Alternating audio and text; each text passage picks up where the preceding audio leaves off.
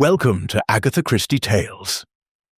Tonight, we journey far from the grey skies of London to the rose-red walls of Marrakesh, where the scent of spices mingles with secrets and death wears a most exotic mask.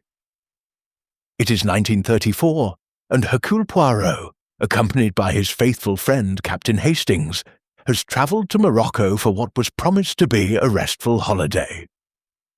But murder, it seems, follows the great detective like a shadow, even to the sun-drenched courtyards of the ancient Medina. Join us for Murder in Marrakesh, a tale of betrayal, obsession, and the darkness that lurks beneath beauty's veil.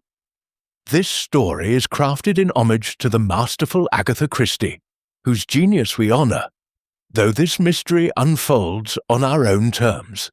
Before we begin, tell us in the comments, where are you joining us from tonight? And have you ever dreamed of wandering the souks of Marrakesh? Now, let the story unfold. Chapter 1. The Riad of Whispers. I confess that when Poirot first suggested Morocco as a destination for our winter holiday, I was rather taken aback.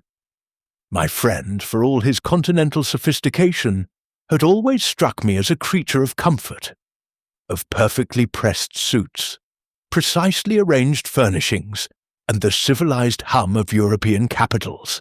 The notion of Hercule Poirot amid the chaos of an African marketplace seemed frankly absurd.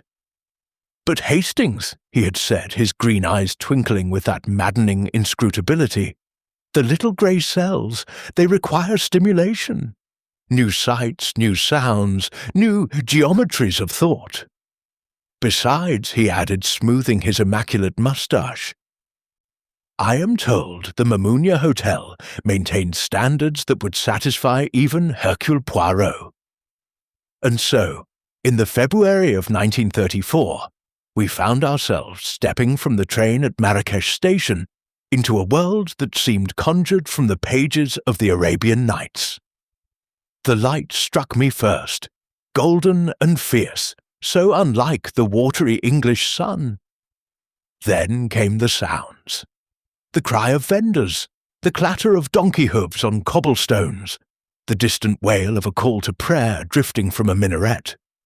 And threading through it all, the scents, mint and cumin, orange blossom and wood smoke, leather and something sweetly unfamiliar that I later learned was argan oil. Poirot, I noted, had wrinkled his nose. It is vigorous, he pronounced carefully. Our first 2 days passed pleasantly enough at the Mamounia, where Poirot's exacting standards were indeed met with the graceful efficiency one expects from establishments accustomed to European aristocracy. We strolled the gardens, took mint tea on the terrace, and observed the endless theatre of Jama el-Fna, the great square where snake charmers and storytellers plied their ancient trades. It was on the third evening that everything changed. We had been invited to dine at Riad Al-Sahar, a private guest house owned by one Sir Reginald Ashworth, a British art dealer of considerable reputation. The invitation had come through a mutual acquaintance in London, a letter of introduction that Poirot had tucked into his breast pocket with an air of mild curiosity.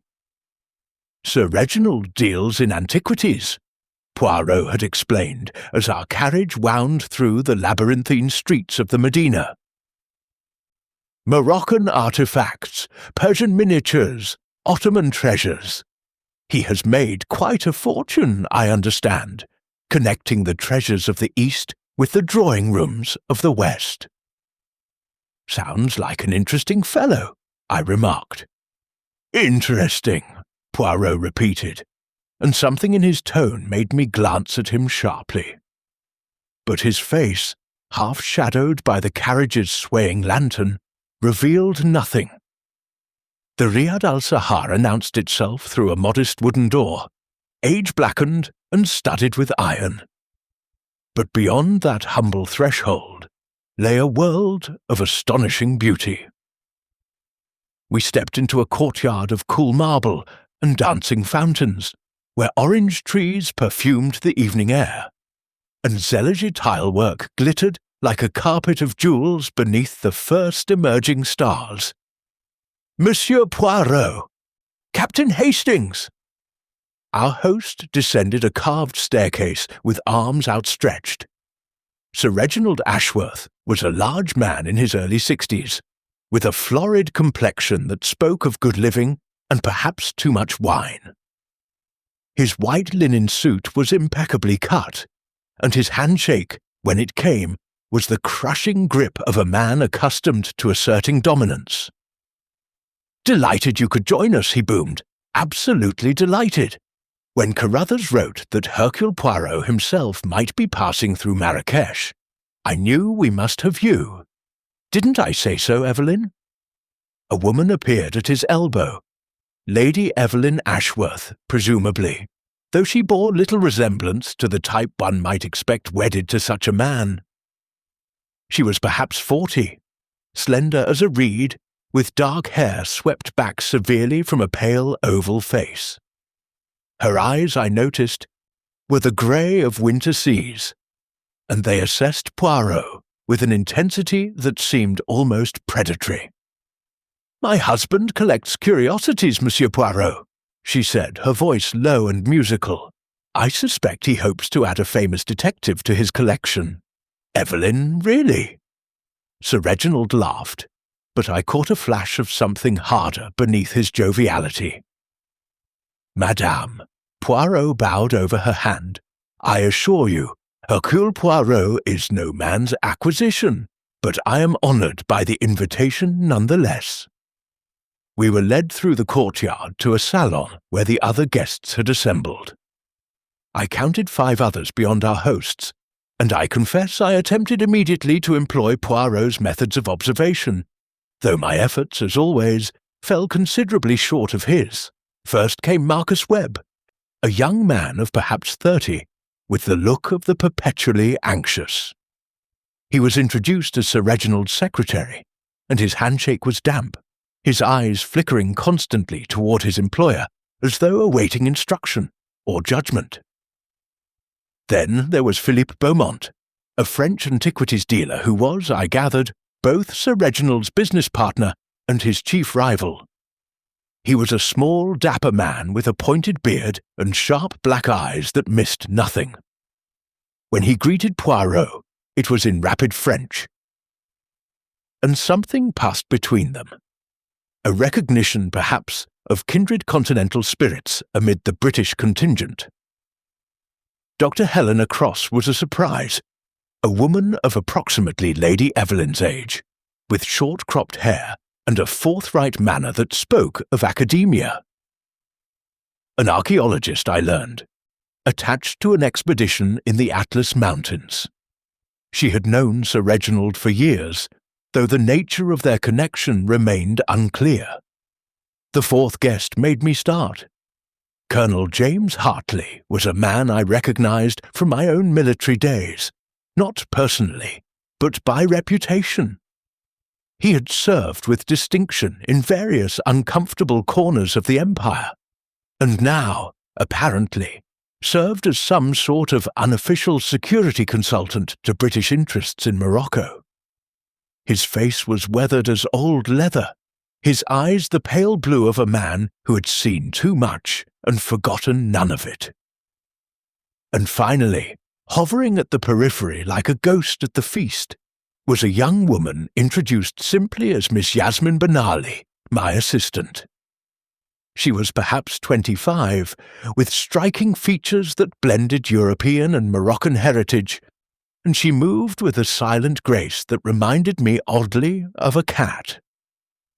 When Sir Reginald introduced her, I noticed Lady Evelyn's grey eyes narrow almost imperceptibly. "Mademoiselle." Poirot greeted the young woman with particular attention. "You are from Marrakesh originally, yes?" "My mother was Moroccan," she replied, her English accented but flawless. "My father was French. I was raised between 2 worlds, Monsieur Poirot." A position of both privilege and difficulty, Poirot observed. "One sees much from the threshold, but one belongs fully to neither house." Something flickered in her dark eyes. Gratitude, perhaps, or surprise at being so precisely understood. But before she could respond, Sir Reginald's booming voice cut through the moment. "Enough formalities. Let us eat. Mohammed has prepared a feast, and I'll not have it grow cold." The dinner was indeed extraordinary. A succession of tagines and couscous, of honeyed pastries and mint tea, served by silent staff in the flickering light of countless candles. But I found myself less attentive to the food than to the currents flowing beneath the surface of the conversation. Sir Reginald dominated the table with tales of his acquisitions. A Roman mosaic here, a Berber manuscript there. But I noticed how Philippa Beaumont's smile grew increasingly fixed with each boast. More than once, the Frenchman's fork paused midway to his mouth, and his eyes betrayed calculations that had nothing to do with cuisine. Lady Evelyn, for her part, said little. She picked at her food with the abstracted air of one whose thoughts were elsewhere, and twice I saw her gaze drift toward the young assistant, Yasmin, with an expression I could not quite interpret. Dr. Cross asked Poirot about a case she had read of in the papers, the affair of the Egyptian tomb, I believe, and my friend obliged with a suitably modest account that nonetheless showcased his brilliance. But even as he spoke, I knew his attention was elsewhere. Those sharp green eyes missed nothing. The way Marcus Webb flinched when Sir Reginald criticised the wine selection.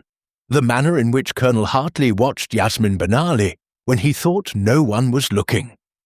The barely concealed tension that crackled between our host and his French partner. "Tell me, Sir Reginald," Poirot said during a lull. "This Riad, it is a recent acquisition, yes?" "Bought it 5 years ago," Sir Reginald confirmed, swirling his wine. "Fell in love with the place at first sight. There's a magic to Marrakesh, Monsieur Poirot. A man can reinvent himself here, escape the petty constraints of English society. And what constraints might those be?" Lady Evelyn's voice was silk over steel. Her husband's laugh was a beat too hearty. "Oh, you know, inheritance laws, tedious relatives, the whole dreary business. Here, a man is judged by what he accomplishes, not by what he was born into." "Some might say," Philippa Beaumont interjected smoothly, "that what a man accomplishes depends rather heavily on how he accomplishes it." The temperature in the room seemed to drop. Sir Reginald's florid face darkened, and for a moment the mask of bonhomie slipped entirely. "Meaning what, exactly?" "Meaning nothing, mon ami." Beaumont's smile did not reach his eyes. "A philosophical observation only. We art dealers? We must all be philosophers, no. We trade in beauty, but beauty has such complicated provenance." "Gentlemen," Dr. Cross interjected with the practised ease of one accustomed to diffusing academic quarrels, "perhaps we might discuss something less contentious. Monsieur Poirot, you must tell us what brings you to Morocco truly. Surely the great detective does not simply take holidays." Poirot dabbed his moustache with his napkin. "Ah, but madame, even Hercule Poirot must rest the little grey cells occasionally. Morocco, she offers much to contemplate, the architecture, the artistry, the fascinating collision of cultures." "And the crimes?" Colonel Hartley spoke for the first time. His voice gravelled with years of smoke and command. "Morocco has those in abundance too, I'm told." "Crime? She exists everywhere," Poirot replied mildly. "It is the nature of humanity. Where there are passions, there will be transgressions. Where there is beauty, there will be those who wish to possess it, by any means necessary. An uncomfortable silence settled over the table. Yasmin Benali rose quietly and began clearing plates, her movements efficient and unobtrusive. As she reached past Sir Reginald for his wine-glass, I saw the old man's hand brush her wrist, a gesture that might have been accidental, but lingered a moment too long. Lady Evelyn's wine-glass struck the table with a sharp crack. "I believe I shall retire early," she announced, her voice brittle. "The heat, you understand, it disagrees with me." "My dear," Sir Reginald began. "Good night, everyone." She swept from the room without a backward glance. The evening limped toward its conclusion after that. Coffee was served on the rooftop terrace, where the stars blazed with an intensity unknown in England's hazy skies. But the conversation remained stilted, and by 10 o'clock we had all retreated to our respective quarters. Our rooms were adjacent, connected by a carved cedar door, and I found Poirot in my chamber some 20 minutes later, still fully dressed, standing at the window overlooking the courtyard below. "Well," I said, "that was rather awkward." "Awkward?" Poirot turned, one eyebrow raised. "No, mon ami, that was instructive. We have here a household balanced on the edge of a knife. You noticed the tension too, then?" "One would have to be blind and deaf not to notice." He began ticking off points on his fingers. A husband who flaunts his appreciation of his young assistant before his wife. A business partner harbouring deep resentment. A secretary who trembles at his employer's every word. An archaeologist whose connection to this household remains mysteriously unexplained. A military man watching everyone with the eyes of one who assesses threats. And Lady Evelyn? Ah, Lady Evelyn. Poirot's expression grew thoughtful. She is the most interesting of all. A woman of intelligence, of pride, married to a man who humiliates her daily. What does such a woman think? What does she plan? Surely you don't suspect— "I suspect nothing, Hastings. I observe only." He moved toward the connecting door. "But mark my words, my friend. This Riad, beautiful as it is, holds secrets. And secrets, in my experience, have a most distressing tendency to become dangerous." "You think something will happen?" Poirot paused at the threshold. "In a house where so many passions simmer, something always happens.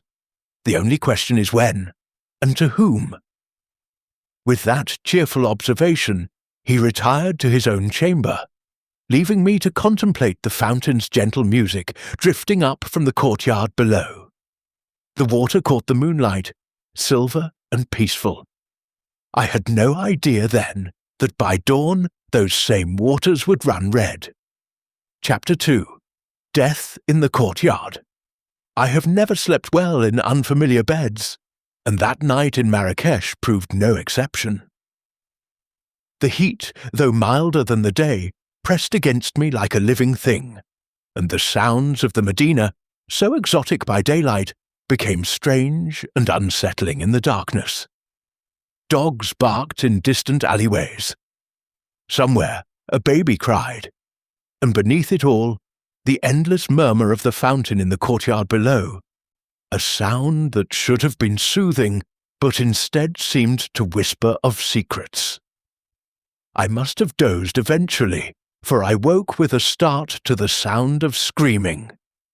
It was a woman's voice, high and ragged with terror, and it dragged me from my bed before my mind had fully registered what was happening. I fumbled for my dressing gown, my heart hammering against my ribs, and threw open the door to find the corridor already alive with confusion. Marcus Webb stumbled past in his nightshirt, his face white as chalk. Colonel Hartley emerged from his room. With a revolver in hand, every inch the soldier, despite his dishevelled state. And ahead of us all, moving with that peculiar grace that seemed impervious to chaos, was Hercule Poirot, fully dressed, I noted, with a flash of irritation, as though he had anticipated this moment. The screaming had stopped, replaced by a terrible, hitching sobbing. We followed the sound down the carved staircase and into the courtyard, where the grey light of dawn was just beginning to soften the shadows. There, beside the central fountain, stood Yasmin Benali. Her dark hair hung loose around her shoulders, and her hands were pressed to her mouth, as though to hold back further cries. She was staring at the water. I followed her gaze and felt my stomach lurch. Sir Reginald Ashworth floated face down in the fountain's basin, his white linen suit billowing around him like the wings of some grotesque water bird. His arms were spread wide, as though embracing the death that had claimed him, and the water around his head was stained a deep and terrible crimson. "Mon Dieu!" Poirot breathed. For a moment, no one moved.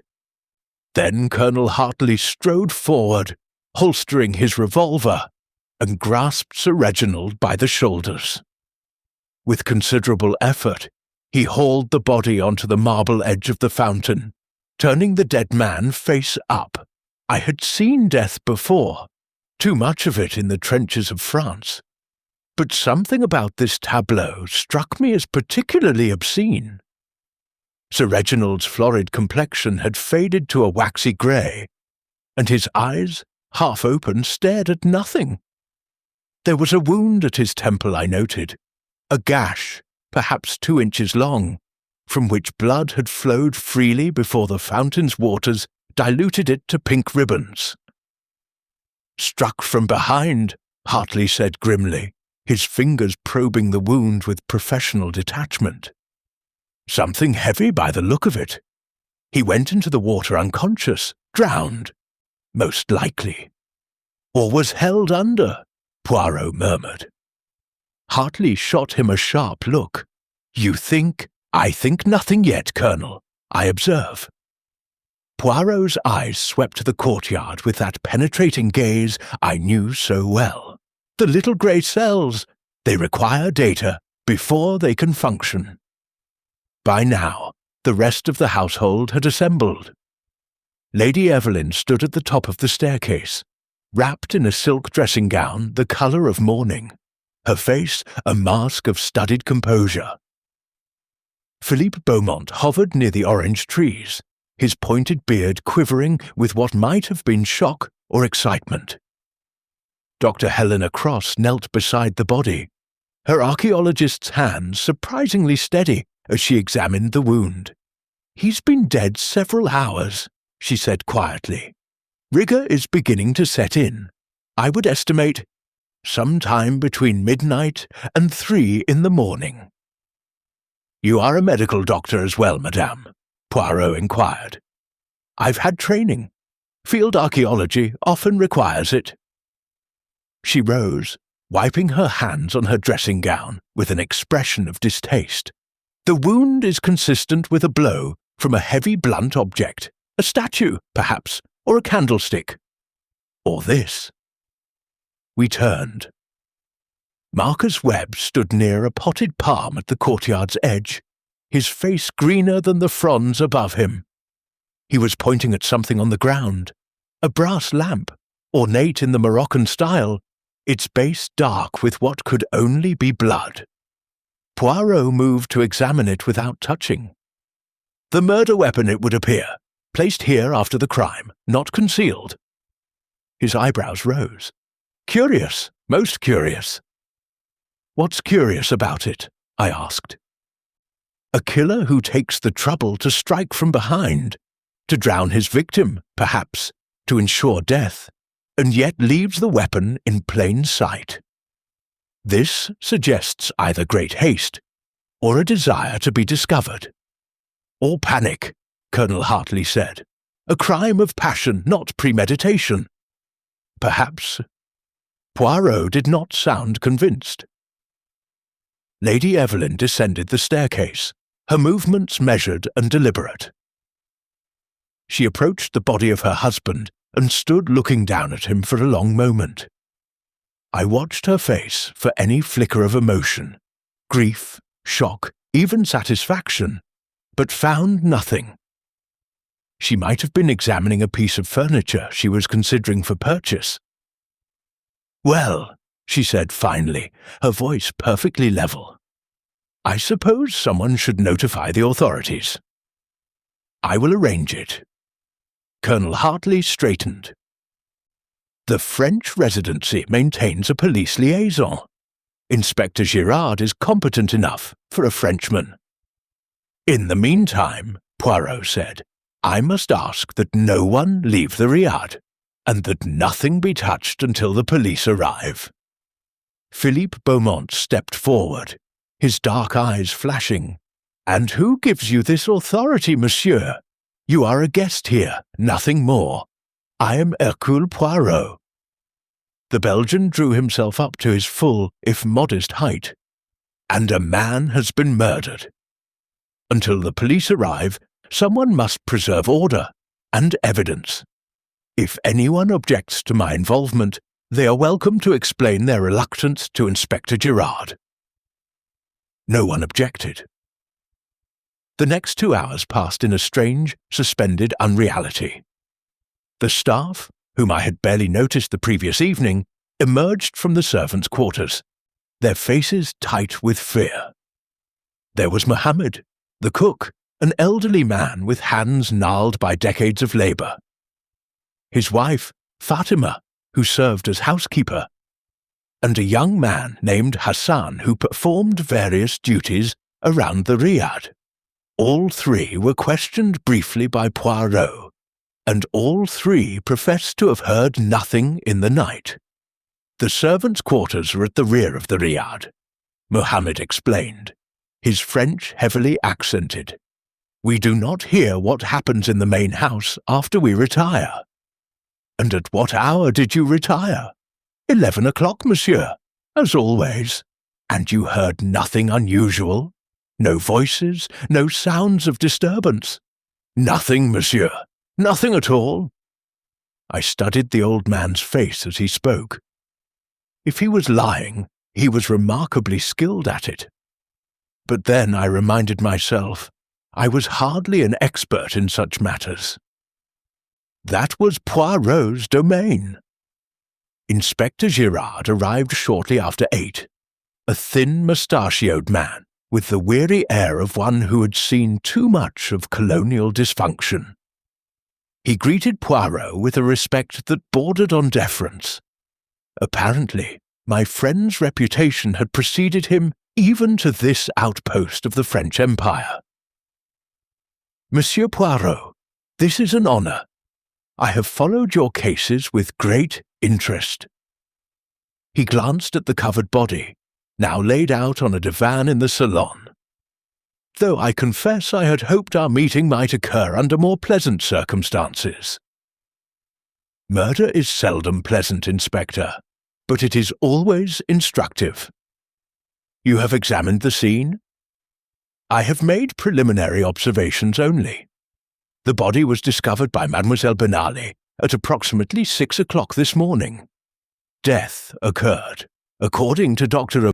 Cross's estimate, between midnight and 3. The victim was struck from behind with a brass lamp, which was found nearby, and appears to have drowned in the fountain. Whether as a direct result of the blow or through subsequent assistance, I cannot yet say." Girard nodded slowly. "And the suspects? Everyone in this household had the opportunity. As for motive," Poirot spread his hands. "That, Inspector, is what we must determine." The interrogations began in the salon, with each member of the household summoned in turn. I stationed myself in a corner, notebook in hand, determined to make myself useful. Lady Evelyn was first. She sat rigid in her chair, her grey eyes fixed on some point beyond Girard's shoulder. "When did you last see your husband alive, madame?" "At dinner. As you know, I retired early, around 9 o'clock. I did not see him again. You did not share a bedroom. A flicker of something, anger, shame, crossed her face. My husband preferred his own quarters. He often worked late into the night. And you heard nothing unusual? I take a sleeping draught, Inspector. I heard nothing until Miss Benali's screams this morning. Poirot leaned forward. Forgive me, madame, but I must ask, your relationship with your husband, it was harmonious? The mask slipped, just for an instant. We understood each other, Monsieur Poirot. That is not always the same thing. Philippe Beaumont was next, and his testimony was considerably more animated. Reginald and I were partners, yes, but we had our disagreements. What business partners do not? He could be difficult, bullying even, but murder? He threw up his hands. I'm a dealer in art, monsieur, not a common criminal. Your disagreements, they were about business, always about business. He wanted to expand too quickly. He took risks I considered unwise. And there were questions about provenance that I found troubling. Provenance? Beaumont hesitated, glancing toward the door as though expecting someone to be listening. Some of Reginald's acquisitions, they came from sources that were not entirely legitimate. Artifacts that perhaps should have remained in their countries of origin. I urged caution. He ignored me, and this caused friction between you. Friction? Beaumont laughed bitterly. Last week he threatened to dissolve our partnership entirely. He said he had found a new investor who shared his vision. He would buy me out, he said, at a fraction of what my share was worth. A motive for murder, some might say. A motive for litigation, perhaps, not murder. Beaumont's eyes met Poirot's squarely. I am not a violent man, monsieur. I leave such crudeness to others. Marcus Webb, when summoned, could barely speak for trembling. I was in my room all night, he stammered. I swear it, I couldn't, Sir Reginald was what, monsieur? The young man's face crumpled. He was going to dismiss me. He told me yesterday afternoon. 20 years of service, and he was casting me aside like a worn-out shoe. Why would he do this? Because of the accounts. Webb's voice dropped to a whisper. There were discrepancies. He blamed me, but I swear, Monsieur Poirot, I never took a penny. Someone was manipulating the books to make it appear that I was stealing. Someone wanted me gone? And who might that someone be? Webb shook his head miserably. I don't know. I truly don't. Dr. Helena Cross offered a different perspective. I've known Reginald for 15 years, she said calmly. We met when he purchased artifacts from my first excavation in Syria. He was charming then. Most men with money are. But I learned quickly enough what lay beneath the charm. And what was that, madame? Greed, ruthlessness, a complete disregard for ethics. She met their gazes without flinching. I despised the man, Inspector. I make no secret of it. But I had no reason to kill him. Our business dealings ended years ago. Then why are you here at his Riad? A slight smile crossed her weathered face. Because Morocco is small, Inspector, and the expatriate community smaller still. When one is invited to dinner by a wealthy host, one attends. It is simply how things are done. Colonel Hartley's testimony was brief and military in its precision. I retired at 10:30. I heard nothing until the screaming. I have no alibi beyond my own word, and no motive that I'm aware of. He paused. Though I should mention that Sir Reginald approached me last month about a security concern. He believed someone was stealing from him. Small items at first, then larger ones. He wanted me to investigate. And did you? I had only just begun. Now it seems the matter has become rather more urgent. Yasmin Benali was last. and she entered the salon with the wary grace of a gazelle approaching a waterhole. "I found him," she said quietly, before anyone could speak. "I rise early to prepare Sir Reginald's morning coffee. When I came to the courtyard, I saw," she swallowed, "I saw him in the water." "And last night, where were you?" "In my room on the upper floor. I retired after clearing the dinner things, perhaps 10:30. "You heard nothing?" "Nothing, monsieur." Her dark eyes were pools of shadow.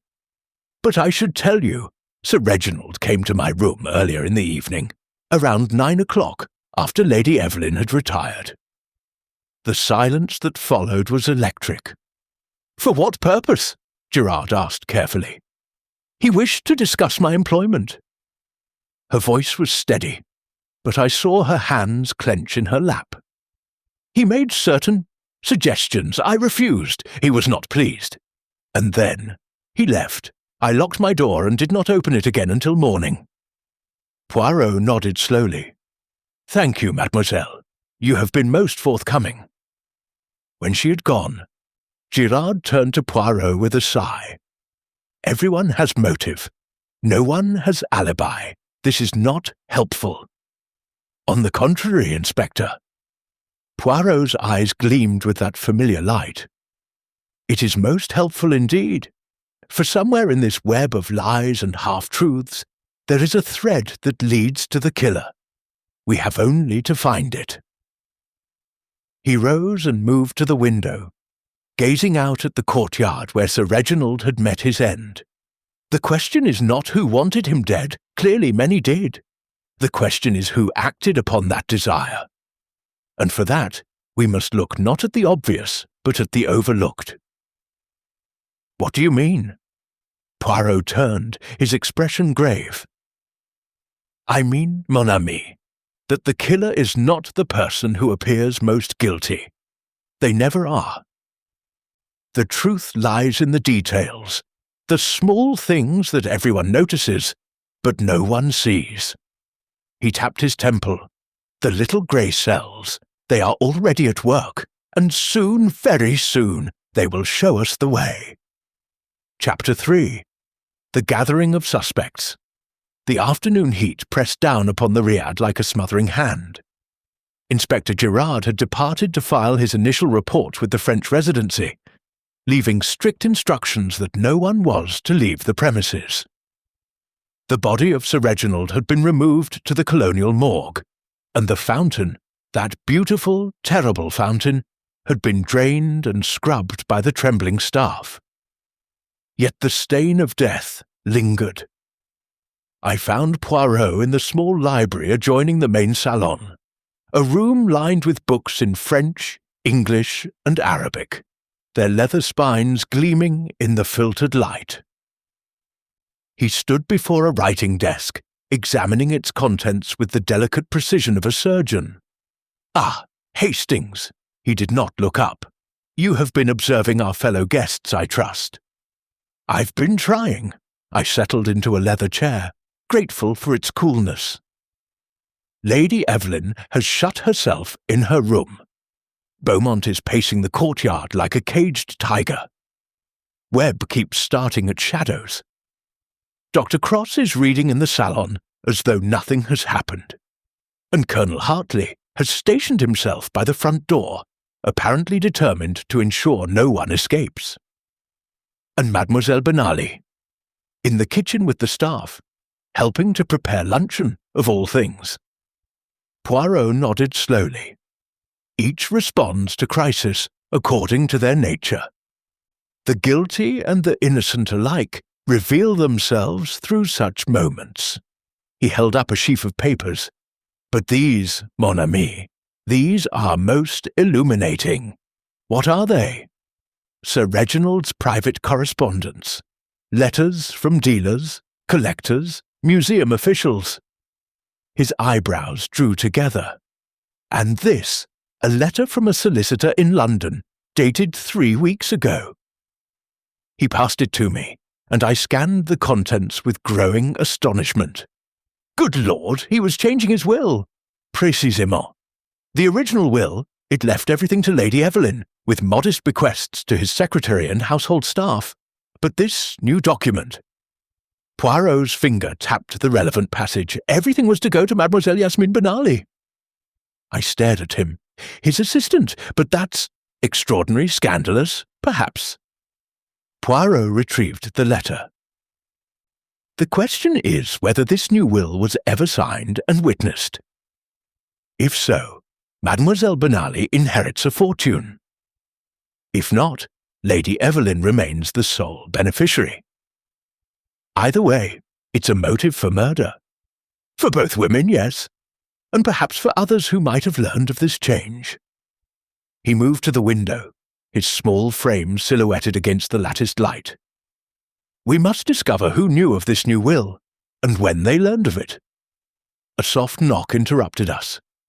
The door opened to reveal Dr. Helena Cross, her weathered face arranged in an expression of scholarly curiosity. Monsieur Poirot, might I have a word? But of course, madame. Please, enter. She closed the door behind her and glanced about the room as though cataloguing its contents. I have been thinking about last night, about the dinner conversation. There was something I did not mention to Inspector Girard. It seemed irrelevant at the time. Nothing is irrelevant in a murder investigation, Poirot said gently. Please, continue. Dr. Cross settled into the chair opposite mine. After Lady Evelyn retired, I stepped onto the terrace for some air. The heat, you understand, I find enclosed spaces rather oppressive. While I was there, I overheard a conversation. Between whom? Sir Reginald and Philippe Beaumont. They were in the courtyard below, near the fountain. They did not see me in the shadows above. Poirot leaned forward. And what did they discuss? Money, primarily.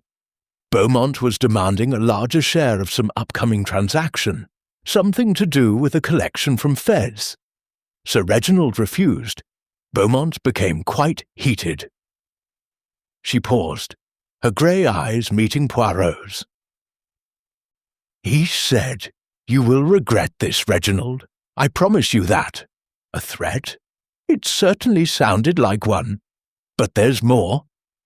Dr. Cross folded her hands in her lap.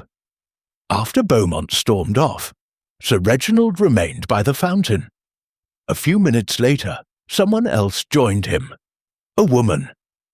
My pulse quickened. Who? I couldn't see clearly. The lanterns had been extinguished by then, but I heard her voice.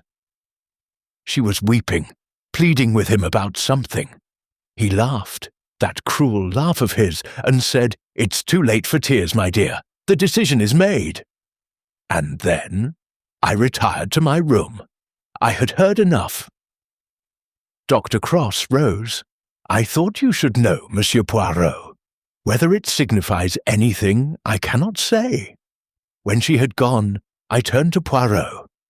A woman, weeping and pleading. Lady Evelyn? Or Yasmine? Or someone else entirely? Poirot stroked his moustache thoughtfully. Dr. Cross says she could not see clearly. But could she not recognize the voice? She has known this household for years. You think she's lying? I think, Hastings, that everyone in this house is concealing something. The question is, which secret is connected to murder, and which are merely the ordinary deceptions of human existence? We were interrupted again, this time by Colonel Hartley, who entered without knocking. Poirot, a word. The military man's face was grimmer than usual, and he carried a leather satchel that I recognized as Sir Reginald's. I've been conducting my own investigation, he said without preamble. Sir Reginald hired me to look into the thefts, as I mentioned. I found this hidden in his study, behind a false panel in the desk. He upended the satchel onto the library table. Out tumbled a cascade of objects. A jewelled dagger, several gold coins of obvious antiquity, a small ivory figurine, and most damning of all, A leather-bound ledger. The stolen items, I asked. Some of them. Sir Reginald was keeping them himself, staging the thefts apparently for insurance purposes. Hartley's lip curled with disgust. The man was a fraud through and through. Poirot picked up the ledger and began leafing through its pages. His expression sharpened. "This is not merely a record of stolen items, Colonel. It is a record of transactions, illegal transactions. Artifacts sold to collectors who knew full well they were purchasing stolen property. Names, dates, amounts." He looked up. "This is enough to destroy several prominent reputations." "Including Beaumont's?" "His name appears frequently, yes. As does another, a collector in Paris whose name I recognize from rather different contexts."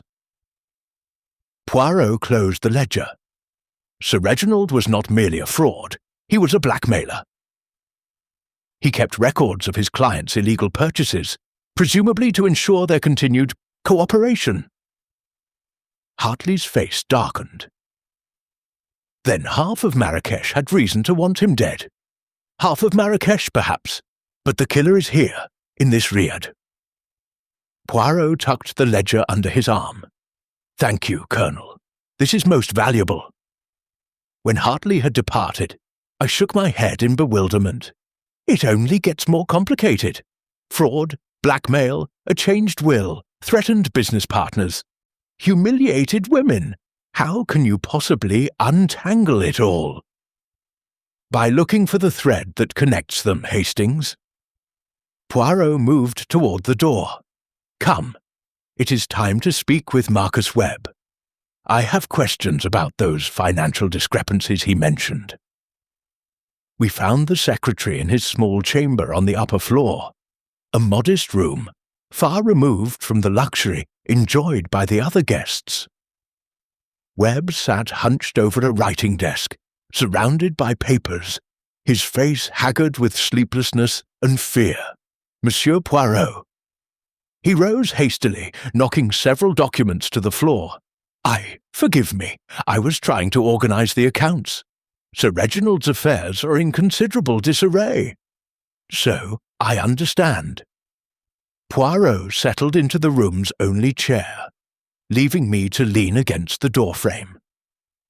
"Tell me, Monsieur Webb, these discrepancies you mentioned, when did you first notice them?"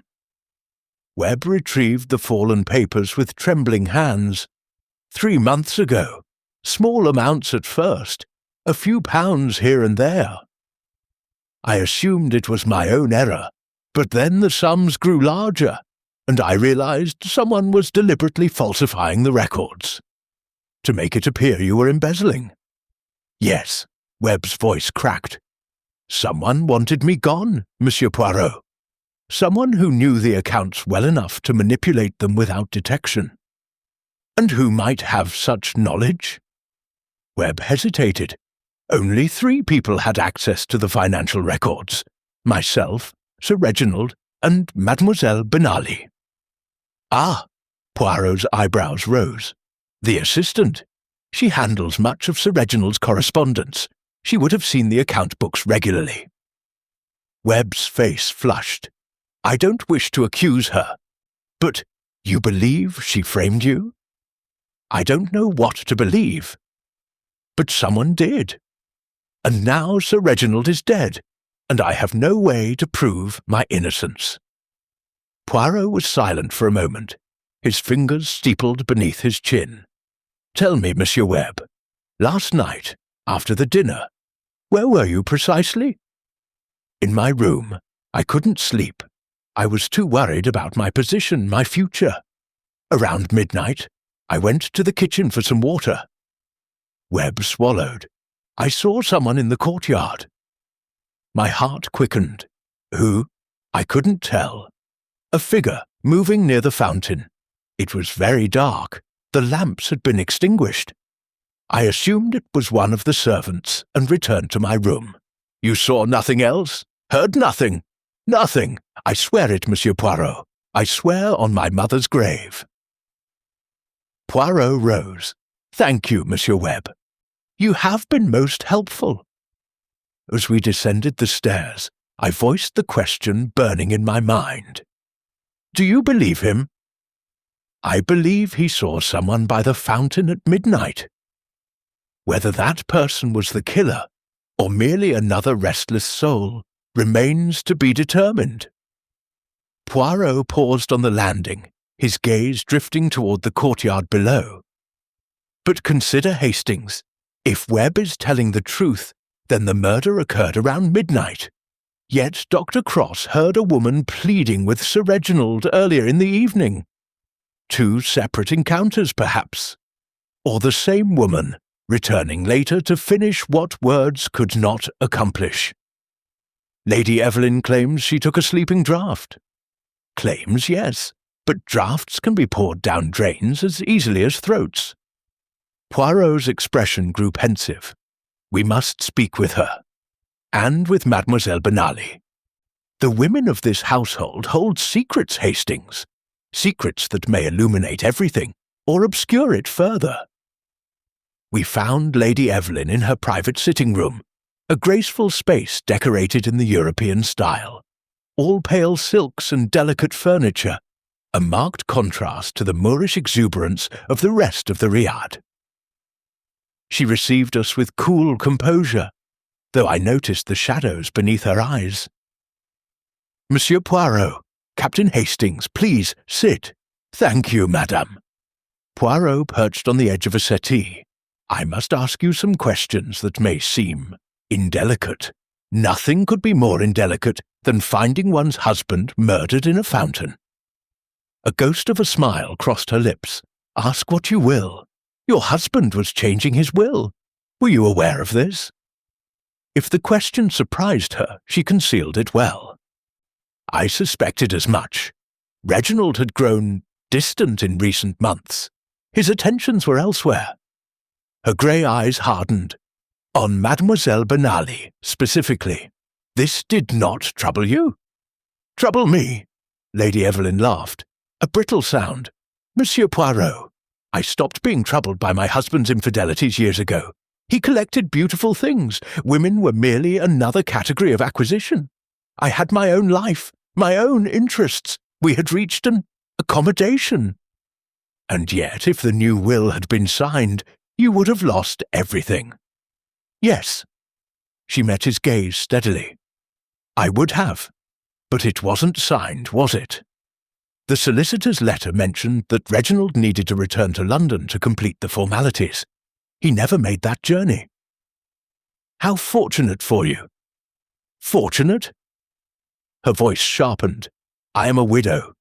Monsieur Poirot, suspected of murdering my husband. I hardly call that fortunate." Poirot inclined his head. "Forgive me, madame. One more question. The sleeping draught you mentioned. Where do you obtain it?" "From Dr. Cross, as it happens. She suffers from insomnia as well, and recommended a preparation she had success with. We share a supplier in the Medina." "I see." Poirot rose. "Thank you, Lady Evelyn. You have been most forthcoming." As we departed, I whispered, "She seems remarkably calm for a woman under suspicion." "Too calm, perhaps," Poirot murmured, "or simply too practiced in concealing her emotions." "Lady Evelyn has spent years maintaining a facade, Hastings. Such habits do not crumble easily, even in the face of murder." We were crossing the courtyard when Yasmin Benali appeared, carrying a tray of tea things toward the salon. She stopped when she saw us, her dark eyes wary. "Mademoiselle." Poirot bowed slightly. "Might we speak with you? In private?" She hesitated, then nodded. "The garden terrace, it is quiet there." We followed her through an archway I had not previously noticed, emerging onto a small terrace overlooking a walled garden. Jasmine climbed the ancient stones, and the air was thick with its fragrance. "You wish to ask about the will," she said before Poirot could speak. "You know of it?" "Sir Reginald told me, a week ago." She set down the tray, her movements precise. I refused, Monsieur Poirot. I told him I wanted nothing from him. Not his money, not his affection, not his guilt offerings. Guilt offerings? Yasmin's jaw tightened. He wronged my mother many years ago. She was young, beautiful, trusting. He seduced her, then abandoned her when she became pregnant. I am the result of that abandonment. I drew a sharp breath. Sir Reginald was your father. Biologically, yes. In every other sense, no. Her voice was steady, but I saw the pain beneath. He sought me out 2 years ago when my mother died. He offered me employment, a place in his household. I accepted because I was desperate, and because I wanted to understand the man who had destroyed my mother's life. And now he is dead, Poirot said quietly. Yes.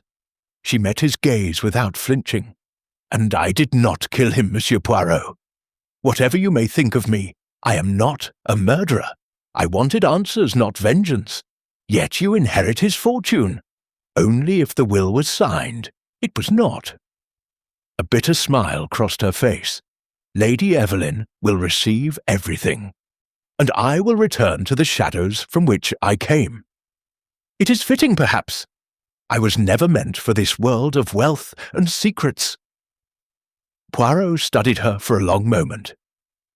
Thank you, mademoiselle. You have been most honest. As we walked back through the garden, I found myself moved by her story and troubled by its implications. If she's telling the truth, she has no motive. If she's telling the truth, Poirot agreed. But consider Hastings. She could be lying about refusing the inheritance, or about the will being unsigned. We have only her word. And Lady Evelyn's? Precisely. 2 women, each with reason to lie. Poirot paused beside a flowering hibiscus, his expression distant. But somewhere in these tangled threads there is a pattern. I begin to see its outline, Hastings. The little grey cells. They are stirring. You know who did it? I suspect, but suspicion is not proof. He turned toward the Riad. We must find the murder weapon's twin, Hastings. The brass lamp. There should be a pair. Find the other, and we find our killer. Chapter 4. Shadows in the Medina. The search for the matching lamp consumed the remainder of that afternoon. Poirot directed the operation with military precision, enlisting the reluctant assistance of the household staff. Every room was examined, every cupboard opened, every shadowed corner illuminated. The lamp's twin was nowhere to be found. It has been removed, Poirot declared as the sun began its descent toward the Atlas Mountains. Taken from the Riad, most likely disposed of in the Medina's labyrinth, the killer is not so careless as we might have hoped. Then the trail is cold, I said, unable to hide my disappointment. Not cold, Hastings, merely obscured. He stood in the courtyard, his eyes tracing the rooftops above. The lamp was part of a pair that stood in the main salon. Anyone in the household would know this. The killer took one to commit murder, then removed the other to prevent comparison. But why leave the murder weapon behind at all? An excellent question. Poirot's moustache twitched.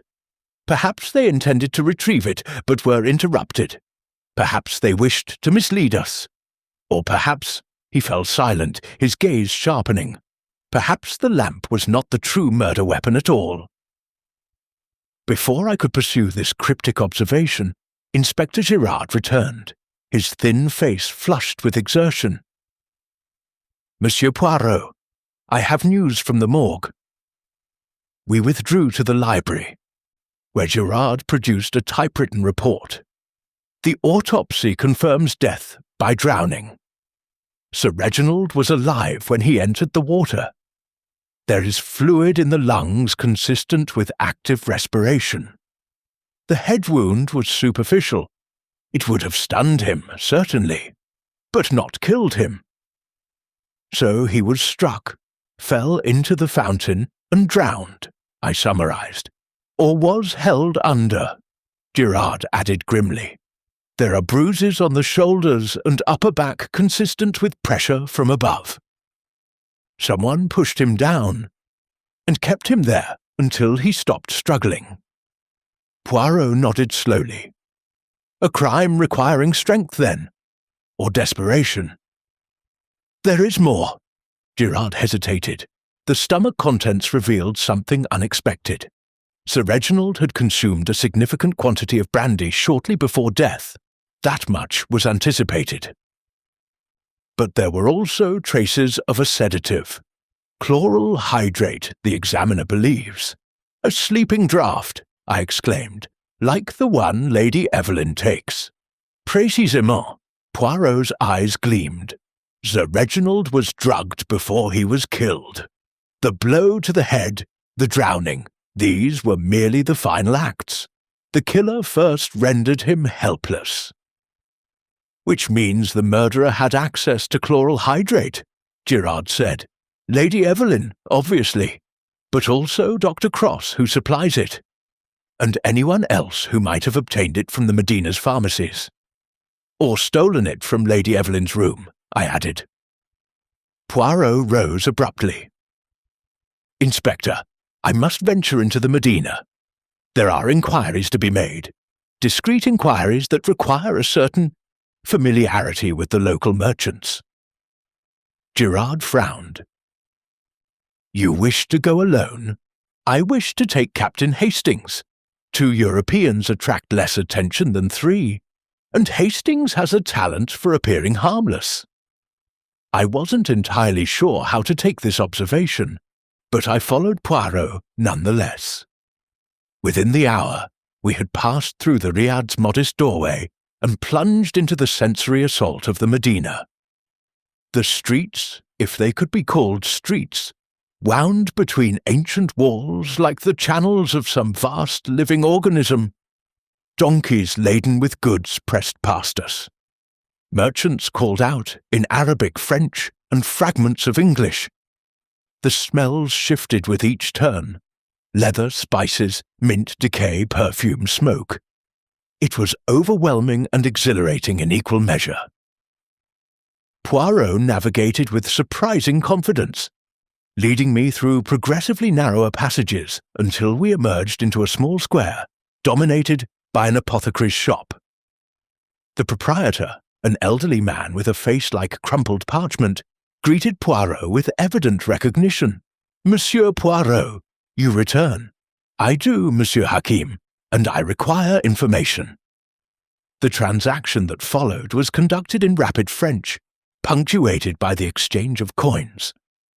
I caught fragments. Chloral hydrate, European customers, recent purchases.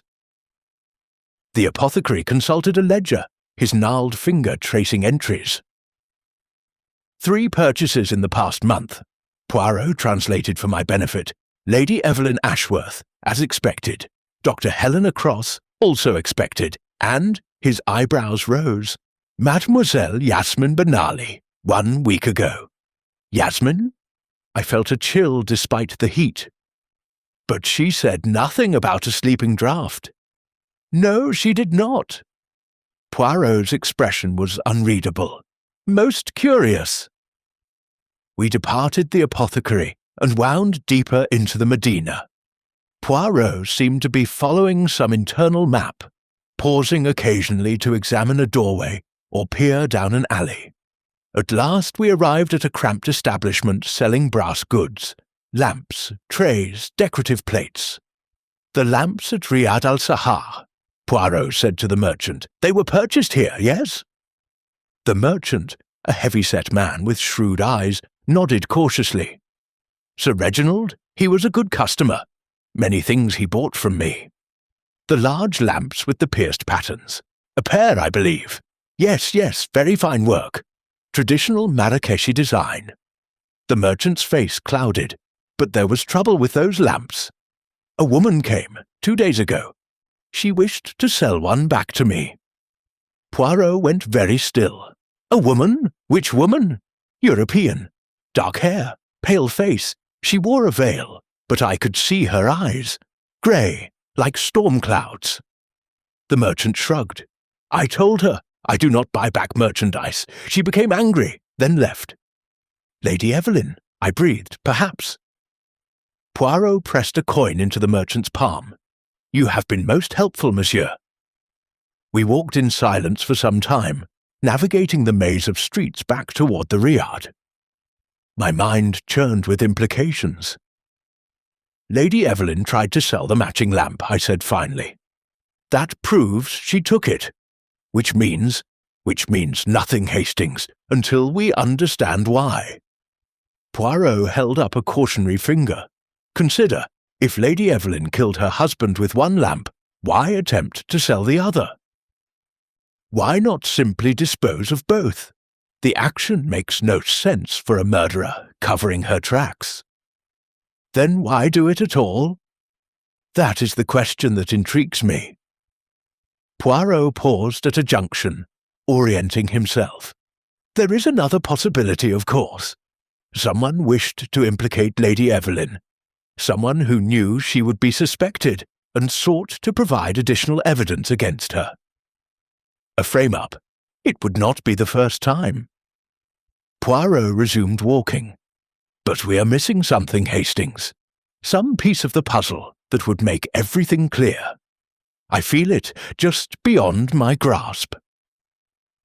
We emerged from the Medina near the Mamounia Hotel, and Poirot suggested we take tea on the terrace before returning to the Riad. I agreed readily. The afternoon's exertions had left me parched and weary. We had barely settled into our seats when a voice called out, Monsieur Poirot, what an unexpected pleasure! I turned to find a tall, distinguished gentleman approaching our table. He was perhaps 50, with silver hair swept back from a high forehead, and the bearing of one accustomed to authority. His suit was immaculately tailored, and a ruby signet ring glinted on his finger. Monsieur Duchamp. Poirot rose to shake his hand. I had not expected to see you in Marrakesh. Nor I you. The man settled into a vacant chair without waiting for an invitation. But circumstances dictate. Circumstances dictate. I am here on business, the Renault collection, you may have heard. Magnificent Persian miniatures, coming to auction next month. You are an art dealer, monsieur, I asked. Collector primarily. Though the line between the two grows rather blurred in our little world. His smile did not reach his eyes. And you, Monsieur Poirot? Surely the great detective is not merely on holiday. A man may combine business with pleasure, Monsieur Duchamp. Poirot's tone was pleasant but guarded. I'm staying at Riad Al-Sahar as it happens, the guest of Sir Reginald Ashworth. Something flickered in Duchamp's expression. Surprise, perhaps, or wariness. Ashworth? I know him, of course. Everyone in our circles knows Reginald. A shrewd man, if not always a scrupulous one. He paused. I trust he is well. I regret to inform you that Sir Reginald is dead. Murdered, in fact, 2 nights ago. Duchamp's face went pale. Murdered! Good God! He reached for a glass of water with a hand that trembled slightly. I had no idea. I've been travelling, you see, only arrived in Marrakesh this morning. A convenient timing, Poirot observed mildly. I beg your pardon? Forgive me, monsieur. The detective's mind, it makes connections automatically. You arrive the morning after a murder. Naturally, questions arise. Poirot smiled. I am sure you can account for your movements these past days. Duchamp's expression hardened. I was in Fez until yesterday, attending to the Renault business. A dozen witnesses can confirm it. He rose stiffly. I resent the implication, Monsieur Poirot. Reginald and I had our differences, but I am no murderer. I made no such accusation. But tell me, these differences you mention, what was their nature? For a moment, I thought Duchamp would refuse to answer.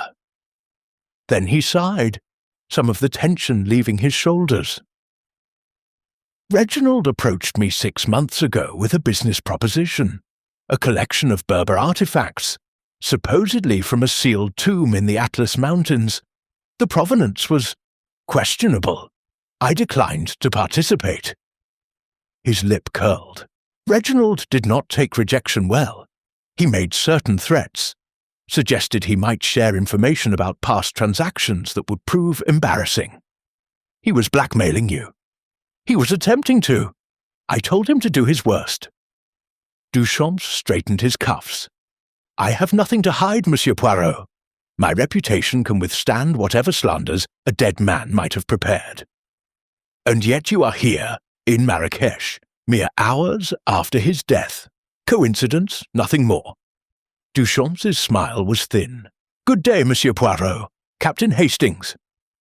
He departed, leaving behind an uncomfortable silence. Well, I said finally, that was illuminating. Indeed. Poirot stirred his tea thoughtfully. Monsieur Duchamp claims to have been in Fez. It will be simple enough to verify. But his presence here, his connection to Sir Reginald, his knowledge of the blackmail. He shook his head. The web grows ever more tangled, Hastings. Do you think he could have hired someone? Arranged the murder from a distance? It is possible. In Marrakesh, many things can be arranged for the right price. Poirot drained his cup. But no, I do not believe this is the work of a hired killer. The method is too intimate, too personal. The blow from behind, the drowning, the staging of the body. This was a crime of passion, Hastings, not commerce. Then we're back to the household. We never left it. Poirot rose, settling coins on the table. Come, there is one more inquiry I must make before we return. We walked to a small telegraph office near the hotel, where Poirot composed several messages in rapid succession. I caught glimpses of the recipients. A solicitor's firm in London, a police contact in Paris, a name I did not recognize in Cairo. Casting a wide net, I observed. The little grey cells require data, Hastings, and data, in our modern age, travels by wire. He sealed the final message and handed it to the clerk. By tomorrow morning, I shall have answers to questions our suspects do not yet know I have asked. The walk back to the Riad was contemplative. The sun had set, and the Medina was transforming into a realm of shadows and lantern light. The call to prayer echoed from a dozen minarets, a haunting sound that seemed to belong to another age entirely. At the Riad's entrance, Poirot paused, his hand on the ancient door. Tonight, Hastings, we watch and wait. The killer believes themselves safe, their crime concealed beneath layers of misdirection. But tomorrow, his eyes glinted in the lamplight. Tomorrow, the little grey cells will have their answers. And then, mon ami, we shall see who trembles. He pushed open the door, and we stepped back into the courtyard, where death had so recently held court. Somewhere in the shadows above, I could have sworn I heard a sharp intake of breath, as though someone had been watching for our return. Chapter 5. The Scent of Orange Blossom. I slept poorly that night, my dreams haunted by shadowed figures and the endless murmur of fountains. When I finally rose, the grey light of dawn was creeping through the latticed windows, and the scent of orange blossom drifted up from the courtyard below, a fragrance that should have been pleasant, but now seemed inextricably linked with death. Poirot, I discovered, had not slept at all. I found him in the library, surrounded by papers, his immaculate appearance suggesting he had simply never retired. A pot of coffee stood at his elbow, long since gone cold, and his green eyes held that peculiar brightness that signalled intense mental activity. Ah, Hastings, You are awake at last." He gestured to a chair. "Sit. There is much to discuss." "You've had replies to your telegrams." "I have." He lifted a sheaf of papers. "And they are most illuminating. But first, tell me what you observed last night when we returned to the Riad." I frowned, casting my mind back. Someone was watching us. From the upper gallery. I thought, "Excellent. You are developing the eye of a detective." Poirot permitted himself a small smile. I too noticed this observer, and I took the precaution of stationing myself near my window for several hours afterward. My vigilance was rewarded. "What did you see?" "Shortly after midnight, a figure emerged from one of the guest chambers and descended to the courtyard. They moved with great stealth, clearly wishing to avoid detection." Poirot's eyes narrowed. "They went to the fountain, that accursed fountain, and stood there for some minutes. Then they knelt and appeared to search for something in the drained basin." "Who was it?" The darkness made identification difficult, but the figure was slight, feminine in movement. He paused significantly, and when they returned to the upper gallery, they entered the chamber occupied by Dr. Helena Cross. I stared at him. Dr. Cross? But she seemed the least likely. The least likely are often the most guilty, Hastings. It is the fundamental principle of detection. Poirot rose and moved to the window. "But let us examine what we know. Dr. Cross claims a distant acquaintance with Sir Reginald, yet she is here, in his Riad, at the moment of his murder. She possesses medical knowledge sufficient to identify the effects of chloral hydrate. She supplies sleeping draughts to Lady Evelyn. And now we find her searching the fountain in the dead of night. What could she have been looking for? Evidence, perhaps. Something lost during the crime, or something planted that she wished to retrieve." Poirot turned back to me. "But we must not leap to conclusions. First, let us see what my telegrams have revealed." He spread the papers across the table, and I leaned in to examine them. The first was from London, a response from Sir Reginald's solicitors. The new will, they confirmed, had never been signed.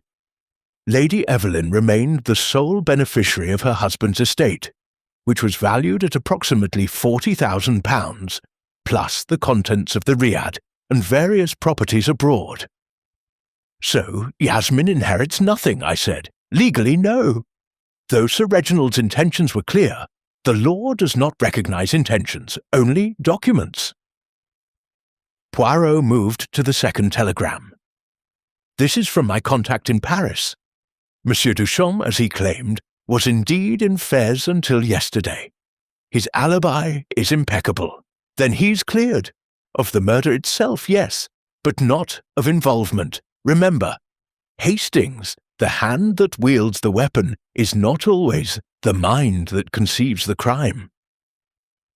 The third telegram was longer, its contents clearly significant from the way Poirot's fingers lingered on the paper. "This," he said softly, "is from Cairo, from a colleague who specializes in matters of antiquities and their irregular movement across borders." He met my eyes. "Dr. Helena Cross is not merely an archaeologist, Hastings. She is under investigation by the Egyptian authorities for the systematic theft and sale of artifacts from excavation sites. Good Lord, for the past decade, she has been suspected of removing valuable items from official digs and selling them through intermediaries to private collectors. The intermediaries include," he paused for effect, "Sir Reginald Ashworth and Philippe Beaumont." I sat back, my mind reeling. Then they were all connected, all three of them, involved in smuggling stolen artifacts. Précisément. And when such partnerships exist, Hastings, they breed resentment, betrayal, and eventually violence. Poirot began to pace. "Consider the implications. Dr. Cross provided the artifacts. Sir Reginald and Beaumont sold them to wealthy collectors. The profits were substantial, but so were the risks. If any one of them were exposed, all would fall. The ledger, I said suddenly. The one Colonel Hartley found. It contained evidence of these transactions. It contained everything. Names, dates, amounts, sources. Poirot nodded grimly. Sir Reginald was not merely a participant in this enterprise. He was its recorder. He kept meticulous records, perhaps as insurance against his partners. If either Dr. Cross or Beaumont attempted to betray him, he could destroy them. But that cuts both ways. They had equal motive to silence him. Indeed. And now Sir Reginald is dead, and the ledger is in our possession. Poirot stopped pacing. The question is, who knew about the ledger? Who feared its contents enough to kill? A soft knock at the door interrupted us. It was Hassan, the young servant, his face troubled.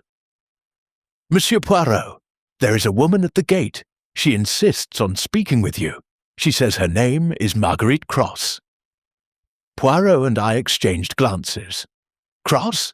A relative of the doctor. Her sister, monsieur. She has travelled from Casablanca. Then by all means, show her in. The woman who entered the library moments later bore a striking resemblance to Dr. Helena Cross.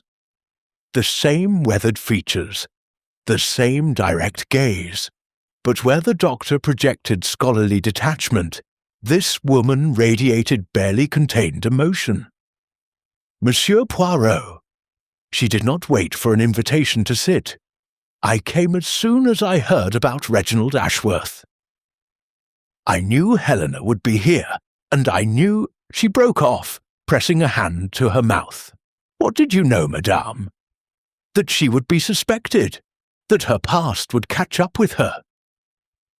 Marguerite Cross leaned forward urgently. My sister is not a murderer, Monsieur Poirot. Whatever she may have done, whatever crimes she may have committed in the name of preserving history, she is not capable of taking a human life. You speak of her involvement in the antiquities trade. Marguerite flinched. You know then. Yes, Helena has made terrible choices. She convinced herself that the artifacts were safer in private collections than in Egyptian museums, where they might be damaged or neglected. It was rationalization, of course, a way to justify greed. Her voice hardened. But Reginald Ashworth was the true villain. He corrupted her, exploited her expertise, took the lion's share of the profits, while she assumed all the risk. And when she wished to end the arrangement, he threatened to expose her, to destroy her reputation, her career, everything she had worked for. Tears glinted in Marguerite's eyes. She came to Marrakesh to confront him, to demand her freedom. But she did not kill him, monsieur. I swear it on our mother's grave. Poirot studied her for a long moment. How do you know your sister is innocent, madame? Were you with her on the night of the murder? No. I was in Casablanca, but I know Helena. She would not— Forgive me, but such knowledge is not evidence. Poirot's voice was gentle but firm. Your sister had motive, opportunity, and means. She possessed chloral hydrate. She knew the household routines, and last night she was observed searching the fountain basin in the small hours of the morning. Marguerite's face went white. Searching the fountain? Why would she— That is what I intend to discover. Poirot rose. Thank you for coming, madame. Your loyalty to your sister is admirable. But the truth must be uncovered, whatever form it takes. When Marguerite had departed, I turned to Poirot. Do you believe her? I believe she believes her sister innocent. Whether that belief is justified— He spread his hands. We shall see. But her visit has confirmed something important. Hastings. What's that? Dr. Cross came to Marrakesh specifically to confront Sir Reginald. She was not a casual guest, as she claimed. She had urgent business with the victim. Business that may have ended in murder. We found Dr. Cross on the rooftop terrace, seated beneath a canvas awning with a book open on her lap. She did not seem surprised to see us. Indeed, her expression suggested she had been expecting this confrontation. "Monsieur Poirot, Captain Hastings." She closed the book, a volume of Moroccan history, I noted. "I assume you've spoken with my sister." "You knew she was coming." "I suspected. Marguerite has always been my protector, even when her protection was neither wanted nor warranted." Dr. Cross gestured to adjacent chairs. "Please, sit. I imagine you have questions." Poirot settled himself with characteristic precision. "You told us your connection to Sir Reginald was distant, a business acquaintance from years past. This was not entirely truthful, was it?" "No." She met his gaze without flinching. "Reginald and I were partners for nearly a decade. We sold artifacts that I acquired from various excavations. It was illegal, certainly. Unethical, undoubtedly. But I convinced myself it was necessary." "And when you wished to end this partnership?" "He refused. He had records, that damned ledger of his, that could destroy me. He demanded I continue providing artifacts, or he would expose me to the Egyptian authorities." Her voice tightened. "I came to Marrakesh to negotiate, to find some way out of his trap." "And did you find such a way?" Dr. Cross was silent for a long moment. Then she sighed. "No, we argued on the evening of his death. You heard part of it, I believe. He was implacable. He enjoyed his power over me, the cruelty of it." Her hands clenched in her lap. "I wanted him dead, Monsieur Poirot. I will not pretend otherwise, but I did not kill him." "Last night you were observed searching the fountain basin. What were you looking for?" She hesitated, then reached into her pocket and withdrew a small object. "This." It was a ring, a woman's ring, set with a small but distinctive blue stone. Poirot took it carefully, examining it in the morning light. "This belongs to you, madame?" "Yes. I lost it on the night of the murder. I was in the courtyard around 11 o'clock, smoking a cigarette near the fountain. The ring must have slipped from my finger then." She swallowed. "When I realized it was missing, I feared it would be found and used as evidence against me. I searched for 2 nights before I finally located it." "You did not think to mention this earlier. Would you, in my position?" Her laugh was bitter. "I knew how it would look. My ring found at the murder scene, another nail in my coffin." Poirot turned the ring in his fingers, his expression thoughtful. "This stone, it is lapis lazuli, yes? From Afghanistan, if I am not mistaken. You have a good eye. It was a gift from a colleague in Kabul, many years ago. And yet," Poirot paused, his gaze sharpening, "and yet, madame, this ring was not in the fountain basin. I examined that basin myself quite thoroughly after the body was removed. There was no ring." Dr. Cross went very still. "What are you suggesting?" "I'm suggesting that you found this ring elsewhere, in a location that would prove even more incriminating than the fountain." Poirot leaned forward. "Where did you really find it, madame?" The silence stretched between them, taut as a wire. "In Sir Reginald's study," she said finally, her voice barely above a whisper. "On his desk, beside the ledger." "Ah!" Poirot sat back. "Now we approach the truth. You entered the study on the night of the murder." "After he was already dead, I swear it. I went to look for the ledger, to destroy it, if I could. But when I arrived, Reginald was gone, and the ledger was open on his desk. My ring was beside it." Her face crumpled. "Someone placed it there deliberately, Monsieur Poirot. Someone wanted me to be blamed."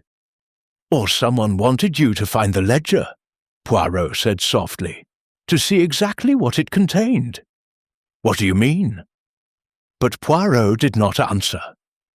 He rose, tucking the ring into his pocket, his expression distant.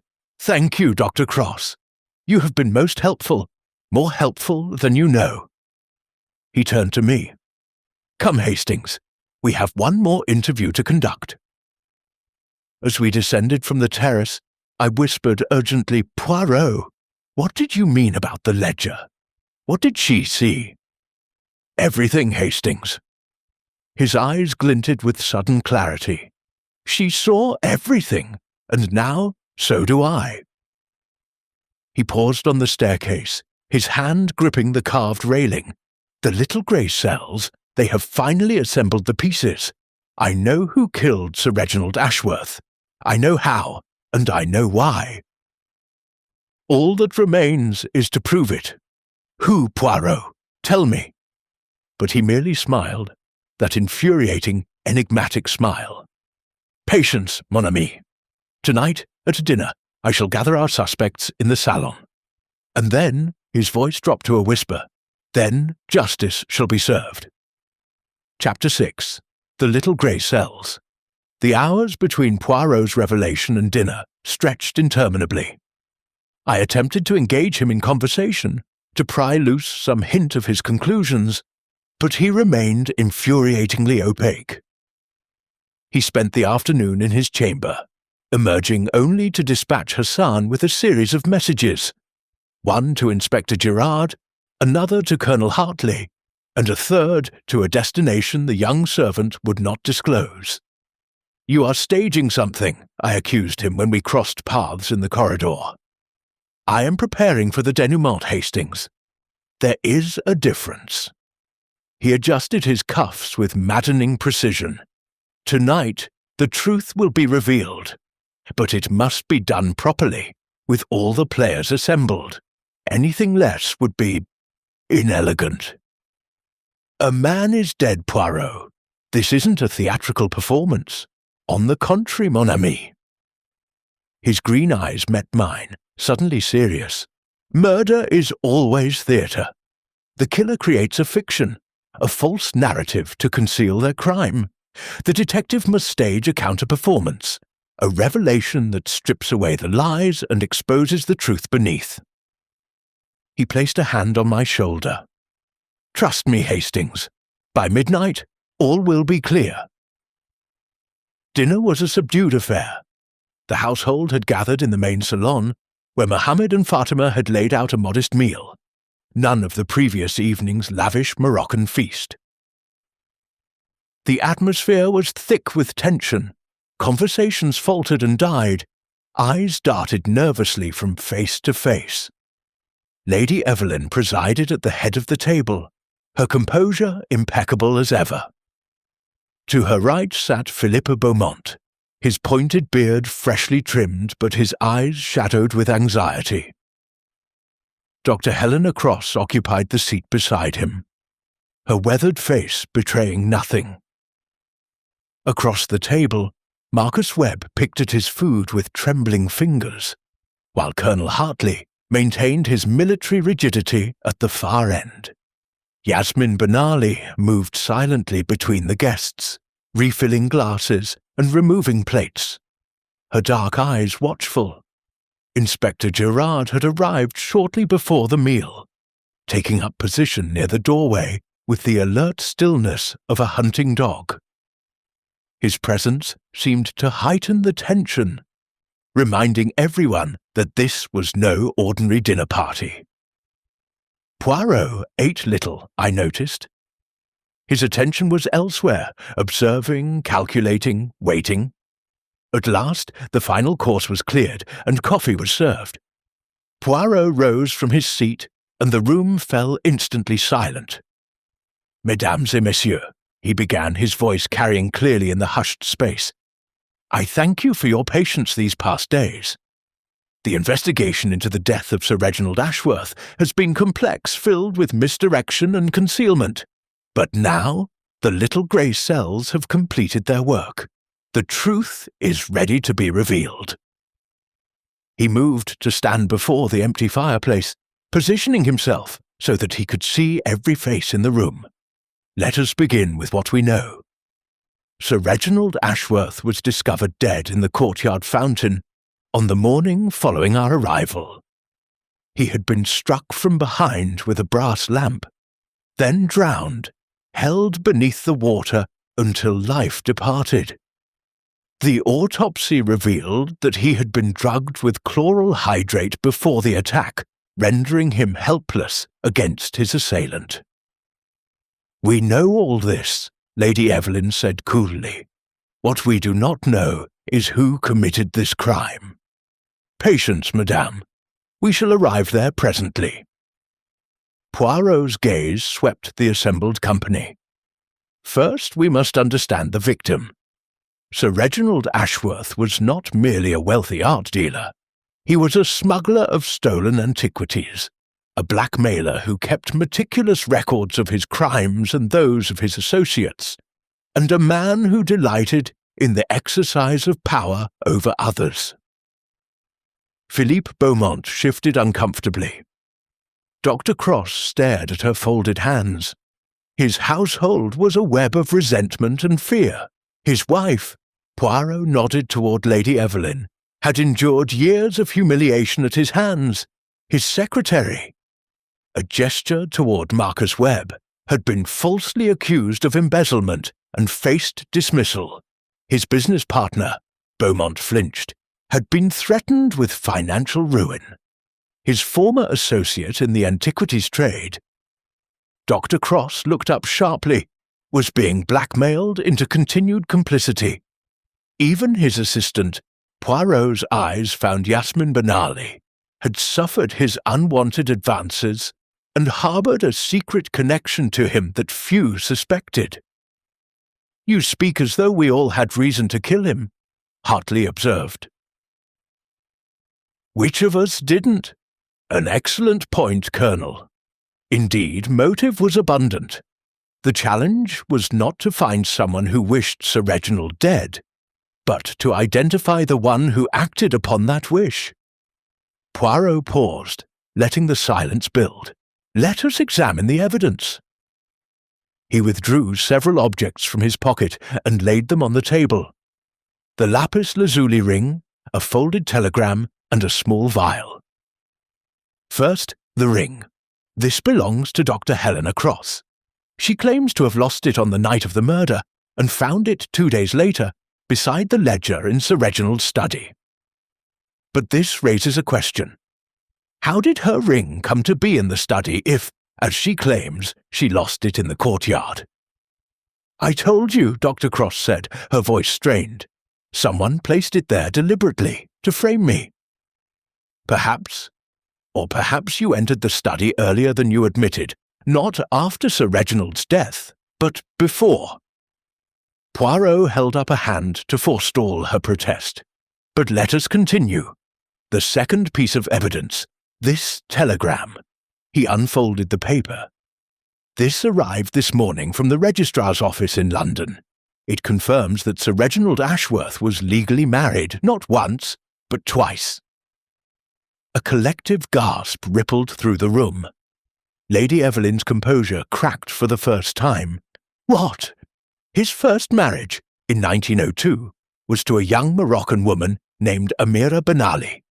The marriage was never legally dissolved." Poirot's gaze moved to Yasmin, Mademoiselle Benali's mother. Yasmin had gone very pale. I did not know they were married. My mother never spoke of it." She may not have known herself. The ceremony was performed in Tangier, under both civil and religious law. But it was valid, which means that Sir Reginald's subsequent marriage to Lady Evelyn was bigamous and therefore null. Lady Evelyn gripped the edge of the table. "You're saying I was never truly his wife?" "Legally, no. And therefore, madame, you have no claim to his estate. The rightful heir is Mademoiselle Benali, the daughter of his only legal marriage." The room erupted. Beaumont exclaimed something in French. Webb looked as though he might faint. Colonel Hartley's hand moved instinctively toward his hip, though he carried no weapon. Through it all, Yasmin sat frozen, her dark eyes wide with shock. "This is absurd," Lady Evelyn said, her voice rising. "You cannot expect us to believe—" "I expect nothing, madame. I present facts." Poirot's tone was calm but implacable. "And the facts lead us to a most interesting conclusion. You see, the person who had the most to lose from this revelation was not Mademoiselle Benali. It was you. I didn't know. How could I have known? Because Sir Reginald told you." Poirot's eyes bored into hers. "On the evening of his death, after dinner, you did not retire immediately to your chamber. You went to your husband's study, where he informed you of his intentions. He planned to acknowledge Mademoiselle Benali as his heir, to legitimize her claim and disinherit you entirely." Lady Evelyn's face had gone grey. "That's not— You quarrelled. He laughed at your distress. That cruel laugh of his, as Dr. Cross described it. You left the study in a state of profound agitation." Poirot paused. "But you did not go to bed. You went to the kitchen, where you retrieved the chloral hydrate from the medicine cabinet, the same preparation you use for your sleeping draughts. Then you waited." "No." Lady Evelyn shook her head. "No, this is lies." Around midnight, Sir Reginald came to the courtyard for his customary brandy and cigarette. You had already doctored the brandy decanter. He drank, became drowsy, confused. You approached him from behind with the brass lamp, one of a pair from the salon. You struck him. He fell into the fountain. And then Poirot's voice dropped. Then you held him under until he stopped struggling. "You have no proof!" Lady Evelyn was on her feet now, her grey eyes blazing. "This is conjecture, fantasy, is it?" Poirot withdrew the small vial from the table. "This was found in your dressing room, madame, hidden beneath a loose floorboard. It contained chloral hydrate, the same preparation used to drug your husband, the same preparation that, according to the apothecary's records, you purchased in quantities far exceeding your personal needs." "That proves nothing. Anyone could have hidden— and this." Poirot produced a final object, a handkerchief, delicately embroidered with the initials EA, found wedged between the stones at the fountain's edge. It bears traces of blood, Sir Reginald's blood, and the scent of the perfume you were wearing on the night of the murder. A distinctive blend of orange blossom and jasmine, prepared specially for you by a parfumier in the Medina. Lady Evelyn swayed. For a moment, I thought she might collapse. "The matching lamp," Poirot continued, his voice relentless. "The one you attempted to sell 2 days after the murder. You wished to dispose of it, to break the connection between the murder weapon and its pair, but the merchant refused, and you were left with an incriminating object. Where is it now, madame? Hidden somewhere in the Riad? Thrown into an alley in the Medina?" Lady Evelyn's voice was barely a whisper. "I only wanted— You wanted what was yours, what you believed you had earned through years of suffering at your husband's side." Poirot's tone softened slightly. "It is not difficult to understand, madame. You were humiliated, betrayed, threatened with destitution. When you learned that everything would be taken from you, given to the daughter of a woman he had married 30 years before, something broke." Lady Evelyn sank back into her chair. Her composure had shattered completely. Tears streaked her pale face. "He laughed," she said, her voice hollow. "When I confronted him, he laughed. He said I had been nothing but a useful ornament, a facade of respectability, while he pursued his sordid business. He said Yasmin was his true heir, his only legitimate child, and I could go hang for all he cared. And so you killed him. I didn't plan it, not consciously. But the chloral hydrate was there, in the medicine cabinet, and I thought, if he would only sleep, if I could have time to think to find a way out. She pressed her hands to her face, but when I saw him by the fountain slumped and helpless, I knew there was only one way to be free. The room was utterly silent. Even the fountain's ghost music seemed to have stilled. I picked up the lamp. I struck him. He fell into the water. Lady Evelyn's voice was mechanical now, as though reciting a lesson learned by rote. He struggled, tried to rise, but I pressed down on his shoulders and held him there. It didn't take long, a minute, perhaps 2, and then it was over. And the evidence! I tried to hide it. The lamp, the handkerchief, the vial. But I was careless, panicked. She looked up, her grey eyes meeting Poirot's. How did you know? How did you see through it all? The timing, madame. The timing was wrong. Poirot clasped his hands behind his back. You claimed to have taken a sleeping draught and retired early. But the chloral hydrate in your husband's system suggested a different narrative. If you were truly unconscious, how could you have drugged his brandy? And if the brandy was drugged by another hand, why was the murder committed in such an intimate, personal manner? A hired killer would have used a knife, a garrote, a pistol.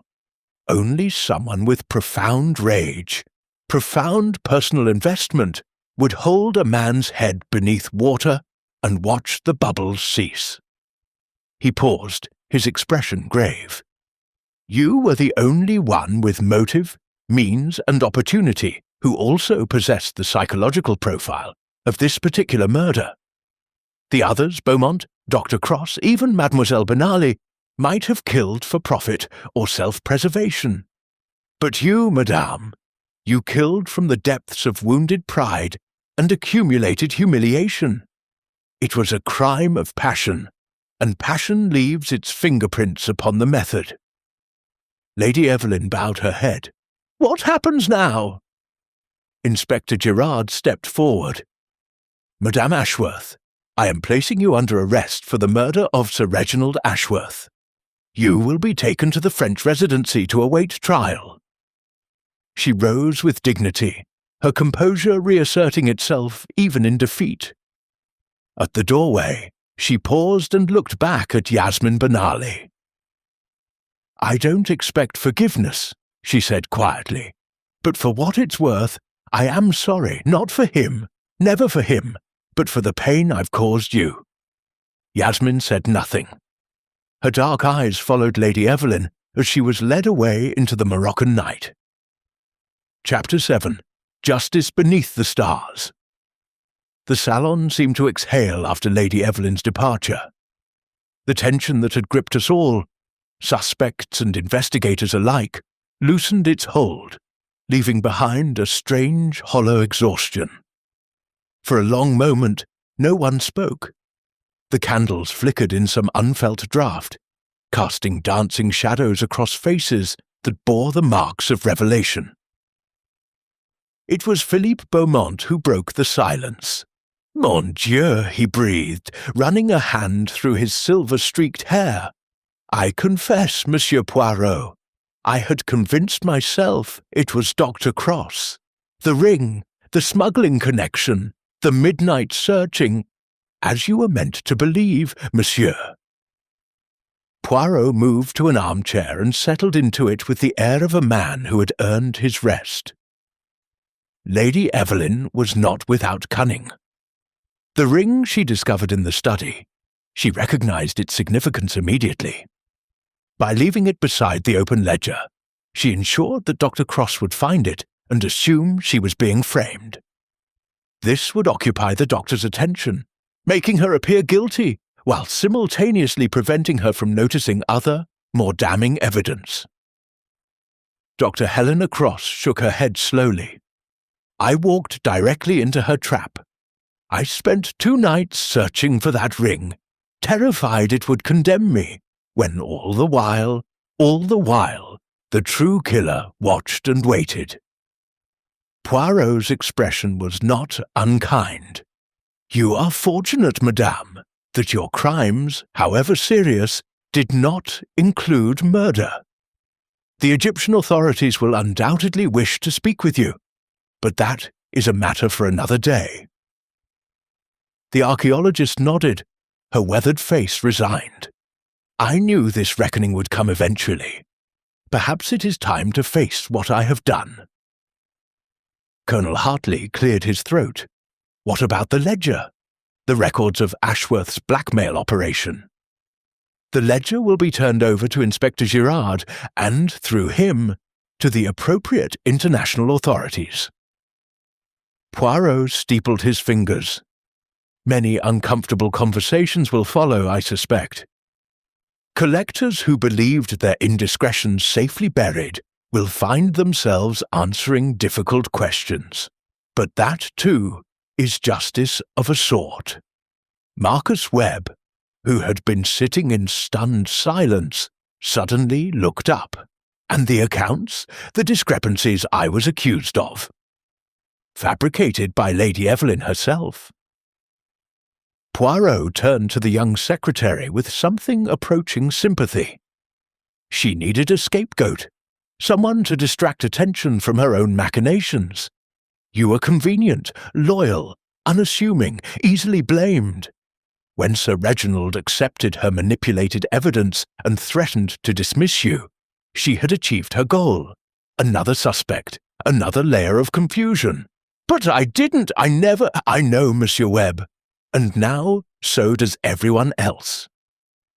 Poirot gestured toward the ledger, which still lay on the side table. "The true accounts will vindicate you completely. Your reputation, at least, will emerge from this affair unscathed." Webb's face crumpled with relief. "Thank you, Monsieur Poirot. Thank you." Throughout this exchange, Yasmin Benali had remained silent, standing apart from the others near the arched doorway. Her dark eyes were fixed on some distant point, and her expression was unreadable. Now, as the conversation paused, she spoke. "The inheritance," she said quietly. "Is it truly mine?" All eyes turned to her. Poirot rose and approached her with uncharacteristic gentleness. "The legal situation is complex, mademoiselle. Your mother's marriage to Sir Reginald was valid, which means you are his legitimate daughter and sole heir. However," he raised a cautionary finger, "the estate is substantial, and there will be those who challenge your claim. Lawyers will be involved. Documents will be scrutinized. It may take months, even years, before the matter is fully resolved. I don't want his money." Yasmin's voice was fierce. "I came here to understand him, to understand why he abandoned my mother, not to inherit his blood-stained fortune." "And yet, the money is yours by right." Poirot tilted his head. "What you choose to do with it is, of course, entirely your decision. But consider, mademoiselle, there are many ways to transform tainted gold into something good. Scholarships for young Moroccan women, preservation of cultural heritage, support for archaeologists who do not steal." He glanced meaningfully at Dr. Cross. "The sins of the father need not pass to the daughter." Yasmin was silent for a long moment. Then, slowly, she nodded. "I will think on it, Monsieur Poirot. There is much to think on." The household dispersed gradually. Philippe Beaumont retreated to his room, muttering about telegrams to Paris. Dr. Cross excused herself to write a long-overdue letter to the Egyptian authorities. Marcus Webb, still dazed with relief, wandered toward the kitchen in search of something stronger than coffee. Colonel Hartley stationed himself once more by the front door, his military instincts demanding vigilance even after the danger had passed. Poirot and I climbed to the rooftop terrace, where the night sky blazed with stars more brilliant than any I had seen in England. The Atlas Mountains were dark shapes against the horizon, and the Medina stretched below us like a carpet of shadows and lantern light. Somewhere a dog barked, somewhere else music played, the thin, reedy sound of a flute carrying on the warm air. "Well, Poirot," I said, settling into a cushioned chair, "another case concluded. I confess, I suspected almost everyone except Lady Evelyn. As did I for a time." Poirot accepted a cup of mint tea from Hassan, who had followed us up with a tray. "She was masterful, Hastings. The composed widow, the dignified victim of her husband's infidelities. She played her role to perfection." "When did you first suspect her?" Poirot sipped his tea, considering the question. "The sleeping draught troubled me from the beginning. She claimed to have taken it and retired early. Yet, if this were true, how did she know nothing of her husband's movements that night? A woman who has lived with a man for 20 years, who claims an accommodation with his behaviour. Such a woman notices when her husband does not come to bed. She knows his routines, his habits. The sleeping draught was too convenient an alibi. But that alone wasn't proof. No, the proof came from the timing, and from the psychology." Poirot set down his cup. "Consider the manner of death, Hastings. Sir Reginald was struck from behind, drugged, drowned. Each element tells us something about the killer. The blow from behind suggests someone who could not or would not face their victim. The drugging suggests premeditation, a desire to render the victim helpless. And the drowning," he paused, "the drowning is the most revealing of all. How so? It is an intimate method, Hastings, to hold a man's head beneath the water, to feel his struggles weaken, to watch the bubbles cease. This requires proximity, commitment, a willingness to experience death at close quarters. A hired killer would choose something quicker, cleaner. A rival like Beaumont would strike and flee. Even Dr. Cross, desperate though she was, would not have lingered so. But Lady Evelyn would. Lady Evelyn was not merely killing her husband, she was reclaiming her power, power that had been denied her throughout their marriage. For 20 years, she had been humiliated, diminished, made to feel worthless. In that final moment, with his life in her hands, she was finally in control." Poirot's expression was sombre. "It is a tragedy, in its way. She was not born a murderer. She was made into one by years of cruelty and neglect." "You almost sound sympathetic." "I understand, Hastings. That is not the same as condoning." He rose and moved to the terrace's edge, gazing out over the sleeping city. "The human heart is capable of great darkness, mon ami. But it is rarely evil from the start. Most killers are ordinary people, driven to extraordinary acts by circumstances they cannot control. Lady Evelyn loved once, dreamed once, believed in a future that never materialized. When that future was finally and irrevocably denied her, when she learned that even the scraps she had salvaged would be taken away, something in her broke. And Sir Reginald? What drove him? Greed, vanity, the intoxication of power over others. Poirot shook his head. He was a man who saw the world as a collection of objects to be acquired and discarded at will. His wife, his daughter, his partners, all were possessions to him, valued only for what they could provide. In the end, it was this attitude that killed him. He underestimated Lady Evelyn, as he had underestimated so many others. He thought her broken, docile, incapable of resistance. He was wrong. I joined him at the terrace's edge, looking out over the Medina's labyrinthine streets. "What will happen to her?" Lady Evelyn, I mean. She will stand trial under French colonial law. The evidence is overwhelming. Conviction is certain.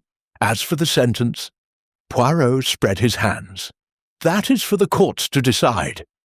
But I suspect she will spend the remainder of her days in prison, a gilded cage exchanged for an iron one. And Yasmin, Mademoiselle Benali faces a different challenge. She will inherit a fortune, but also a legacy of corruption and deceit. How she navigates that inheritance will define her future. Poirot's expression softened. She is stronger than she knows, I think. The blood of survivors runs in her veins. Her mother's blood, not her father's. She will find her way. We stood in companionable silence for a time, watching the stars wheel slowly overhead. The night was warm, fragrant with jasmine and wood smoke, and for a moment it was possible to forget that death had so recently visited this beautiful place. "Poirot," I said at last, "there's something I still don't understand. The matching lamp, the one Lady Evelyn tried to sell. Why not simply destroy it? Throw it into the desert, weigh it down, and drop it in a river. Anything but try to sell it." Ah! Poirot's moustache twitched. You have touched upon the fatal flaw in Lady Evelyn's plan. She was, as I have said, cunning, but she was also practical. The lamp was valuable, an antique worth several £100. In her mind, destroying it would be wasteful. Better to convert it to cash, to add to the resources she would need for her new life as a wealthy widow. Greed again, greed and habit. For 20 years, Lady Evelyn had lived with a man who treated every object as a potential transaction. She had absorbed his values without realizing it. Even in the midst of covering up a murder, she could not bear to throw away something of worth. Poirot shook his head. It is often so, Hastings. The small decisions betray us. We plan the grand crime with meticulous care, then stumble over a trifle. The merchant remembered her, her grey eyes. Précisément. One cannot easily conceal such distinctive features, even behind a veil. The merchant's testimony, combined with the other evidence, formed a chain that bound Lady Evelyn to her crime. Poirot turned from the terrace edge. But enough of murder for one evening. The case is closed. Justice will be served. Let us speak of pleasanter things. We descended from the terrace as the first hints of dawn began to pale the eastern sky. The Riad was quiet now, its inhabitants exhausted by the night's revelations. In the courtyard, the fountain had been repaired and refilled. Its gentle music seemed purified somehow, cleansed of its association with death. Poirot paused beside the basin, his reflection shimmering in the dark water. There is a saying, Hastings, that the truth will always surface, like a body in water. He smiled faintly. I have found this to be so. No matter how deep the killer buries their crime, no matter how carefully they conceal the evidence, the truth has a way of rising. It is merely a question of time and patience. And little grey cells. Those two, mon ami, those two. We were interrupted by the sound of footsteps. Yasmin Benali emerged from the shadows, wrapped in a shawl against the pre-dawn chill. Her face was pale, but her eyes held a new determination. Monsieur Poirot, Captain Hastings, I wanted to thank you before you leave. There is no need for thanks, mademoiselle.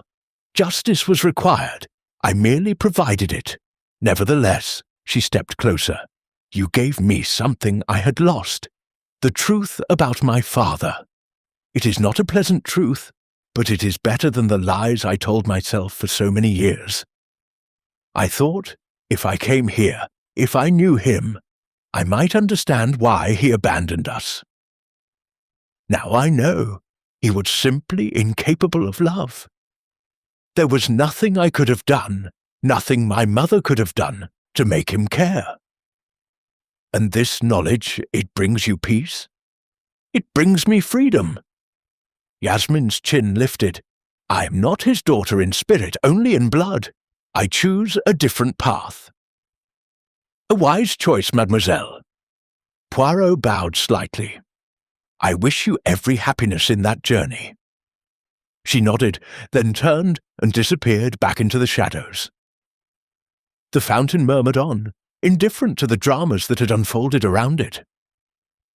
We departed Marrakesh later that morning, catching the train to Casablanca and thence a steamer to Marseille. As the rose-red walls of the city receded into the distance, Poirot settled into his seat with a sigh of contentment. Well, Hastings, our holiday has been somewhat more eventful than anticipated. That's one way of putting it. And yet I find myself satisfied. He gazed out the window at the passing landscape. Dry hills, olive groves, the occasional cluster of whitewashed buildings. The case presented unique challenges. The exotic setting, the complex web of relationships, the multiple layers of deception. But in the end, the principles remained the same. Observe, deduce, verify. The little grey cells do not require familiar surroundings to function. Do you ever tire of it, Poirot? The murders, the lies, the endless parade of human weakness? He was silent for a moment. There are days, Hastings, when the weight of what I have witnessed presses heavily upon me. The darkness in the human heart. I have seen more of it than most. But then I remind myself, for every murderer I expose, there is a victim who receives justice. For every lie I unravel, there is a truth restored. He turned to meet my eyes. That is worth something, I think. Perhaps it is worth everything. And the next case will come in its own time. Poirot smiled, adjusting his immaculate cuffs. For now, let us enjoy the journey. The sun is warm, the scenery is pleasant, and I believe I saw a chess set in the dining car. Would you care for a game, Hastings? You'll defeat me in 15 moves. 12, I suspect, but the exercise is beneficial nonetheless. I laughed despite myself and followed him towards the dining car. Behind us, Marrakesh disappeared into the haze of distance, a city of secrets, of beauty, of ancient darkness. Ahead lay the familiar comforts of Europe and eventually London. But I knew, as I settled across the chessboard from my friend, that another mystery would find us soon enough. Murder has a way of seeking out Hercule Poirot, no matter how far he travels. It is, as he would say, simply the nature of things. And so concludes our tale from Marrakesh, where beneath the stars and the scent of orange blossom, truth emerged from shadows long concealed. Justice was served, as it must be, though not without cost, never without cost. Thank you for joining us on this journey through mystery and revelation. Hercule Poirot and his faithful companion Captain Hastings will return, for murder takes no holiday, and the little grey cells are ever vigilant. Until next time, dear listeners, may your own mysteries be small and easily solved, and may truth always find its way into the light. Bonsoir.